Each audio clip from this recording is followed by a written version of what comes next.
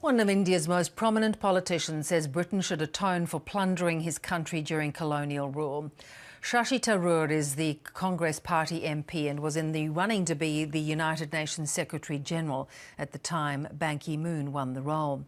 In his book Inglorious Empire, Shashi Tharoor argues that British rule in India was totally amoral and bent on the subjugation of Indians for the purpose of profit. He joined The World earlier. Good to be with you, Beverly.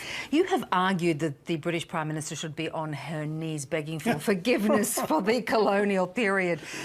That's not likely to happen. What do you think would be sufficient? What sort of gesture would be sufficient for you? Well, I do think an apology is due because there's a moral debt. I'm not asking for reparations in sort of the financial sense of the term.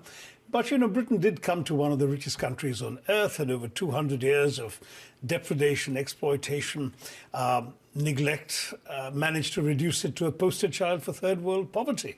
When the British left in that first shambolic Brexit in 1947 with the partition of the subcontinent as a result of their divide and rule policy, and we've managed to recover to a great extent from there, but that doesn't mean that a moral debt isn't owed. And I think that's why, actually, it's not so much the Prime Minister I'd like, I think a member of the royal family, because after all, everything was done in the name of the Crown. Somebody should come and say, look, we're sorry. We've got a perfect occasion coming up. The Jallianwala Bagh massacre reaches its 100th birthday on the 13th of April, 2019. One of the worst atrocities of the Raj, a betrayal of promises made in exchange for which India supported the First World War with men and material and lots of money. The betrayal of those promises, the cruelty of the massacre of unarmed men, women and children in this location in Amritsar, the Jallianwala Bagh, the racism that accompanied it, and then the self-justification. Money was raised to reward the general who ordered the massacre. And Rudyard Kipling, that flatulent voice of Victorian imperialism, called him the man who saved India. And after all of that, surely that would be the perfect occasion to say sorry. But of course it has been 70 years since partition and there have been mistakes made subsequently. What is the biggest legacy, what is the biggest obstacle, do you think, of British history that stands in India's way? Well, it doesn't stand in India's way. I think it much more stands in Britain's own way, the historical amnesia that goes on right now. You can actually do A-levels in history in the UK and not learn a line of colonial history. There are no museums to the colonial experience. There's an Imperial War Museum, there's no colonialism museum. You can find a statue in the heart of London to the animals that served the Allies in the two wars, not one to the 1.3 million Indians who fought in the First World War or the 1.7 million who fought in the Second World War, many of whom gave their lives in heroic circumstances for the cause. I think Britain really has to wake up and realise that they are where they are because we helped them to get there. And of course, India is galloping ahead right now in terms of its progress. What it is still seen, though, as very bureaucratic, very corrupt. How do you rid it of that?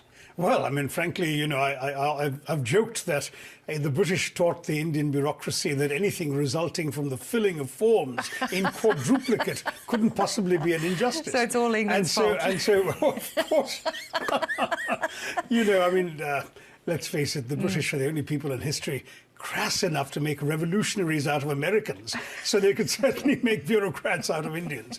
But jokes apart, I mean, the fact is that we have our share of problems. We're tackling them, perhaps not well enough and not effectively enough. But given where we were in 1947, we've come a long way. I mean, literacy rate was 17% when the British left. It's now up to 79%. That's still 21% of Indians who can't read and write, and that's 21% too many. But we've made progress. Life expectancy was 27, now it's 69. So progress is being made despite the problem. You have had such deep experience also at the United Nations. Give me your thoughts on this North Korean crisis at the moment. Well, it's quite extraordinary, isn't it? I mean, how does one predict the behaviour of someone, frankly, as irrational seeming as President Kim? I mean, it does look as if he's saying to the world, pay attention to me, take me seriously.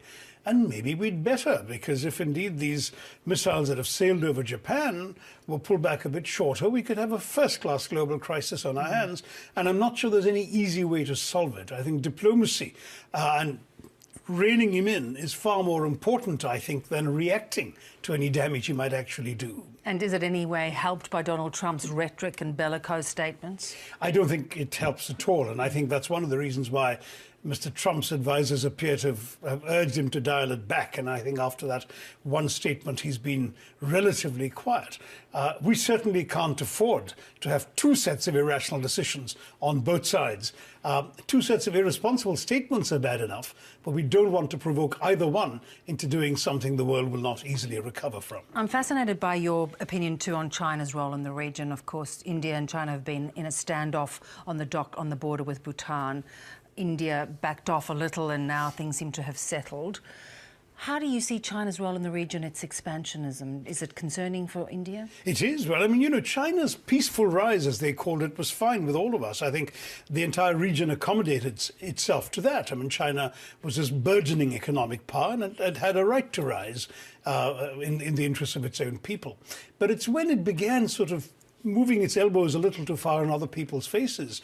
The 9-dash line in the South China Sea, for example, and now the border belligerence with India, then we begin to worry. You know, we do believe that China has plenty of room to grow and to flourish, and that everyone wants to see it succeed, because I think a lot of countries would like to prosper in its wake.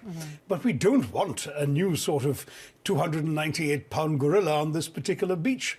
That would not be healthy for the region. It would not be healthy for the world. And under Xi Jinping, it does seem as if it's a little more agitated about its position in the world. It wants to cement its authority. Well, he is seen as the most powerful leader China's had in a very long time. And of course, you've got the Party Congress coming up. We were all worried as to how this would play out before the Party Congress, but it does seem that the standoff with the Indian troops in a place called Doklam in Bhutan has been eased now through an entirely diplomatically negotiated solution. And to my mind, that's a good sign. It suggests that China still does see that it's gained more out of being peaceful than it could out of being belligerent. We wish you well with your battle with Britain. Lovely to speak to you, Shashi. Thank you. Very nice to see you. Take care.